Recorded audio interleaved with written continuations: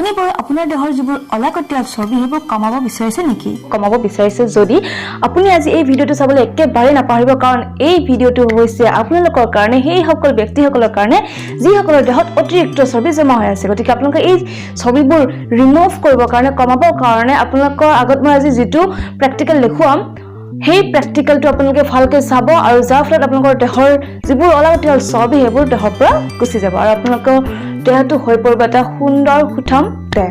গতিকে আপোনালোকে আজি মই যিটো য়োগা দিম এই য়োগাটো আপোনালোকে ট্ৰাই কৰক, আৰু এই আসনটো কৰাৰ ফলত আপোনালোকৰ দেহৰ সকলো চৰ্বি কি হৈ যাব, ৰিমুভ হৈ যাব। গতিকে বন্ধুসকল দেৰি নকৰি আজি প্ৰেক্টিকেলটো আৰম্ভ কৰোঁ। আৰু তাৰ আগতে কৈ দিওঁ, আজি যিটো আসন দেখুৱাবলৈ গৈ আছোঁ সেই আসনটোৰ নাম হৈছে অৰ্ধচন্দ্ৰাসন। এই অৰ্ধচন্দ্ৰাসন আসনটো কৰিবলৈ চেষ্টা কৰক। গতিকে বন্ধুসকল দেৰি নকৰি আৰম্ভ কৰোঁ। গতিকে লেটছ গো। পোনপ্ৰথমে দুয়ো ভৰি লগ লগাই পোনহৈ থিয় হৈ লওক। হাত দুখন শৰীৰৰ দুইফালে থাকিব। এতিয়া বাওঁ হাতখন উশাহ লৈ লৈ ওপৰলৈ তুলি মূৰৰ ওপৰ ফাললৈ নিয়ক, যাতে বাহুৱে বাওঁ কাণ স্পৰ্শ কৰিব পাৰে।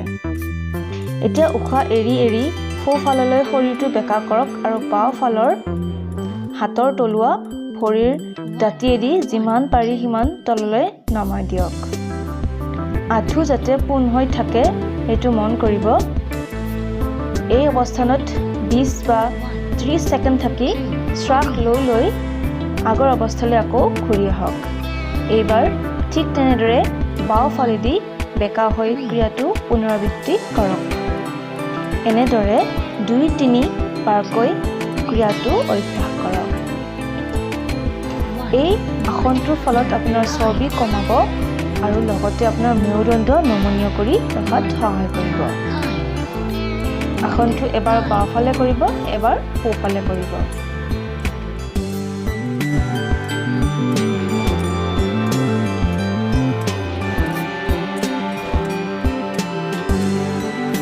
বন্ধুসকল আপোনালোকে দেখিলে মই য়োগাটো কেনেদৰে কৰিলোঁ, আসনটো কেনেদৰে কৰিলোঁ। এই আসনটো কৰাৰ ফলত আপোনালোকৰ দেহৰ যিবোৰ অলাগতিয়াল চৰ্বি সেইবোৰ ৰিমুভ হৈছে। গতিকে বন্ধুসকল আজি ভিডিঅ'টো চাই কেনেকুৱা পালে জনাব, আৰু যদি ভাল পাইছে তেনেহ'লে লাইক, কমেণ্ট, শ্বেয়াৰ, ছাবস্ক্ৰাইব কৰিবলৈ একেবাৰে নাপাহৰিব। সদায় সুখী থাকক, সুস্থ থাকক আৰু আনকো সুখী কৰিবলৈ যত্ন কৰক। বন্ধুসকল আজিলৈ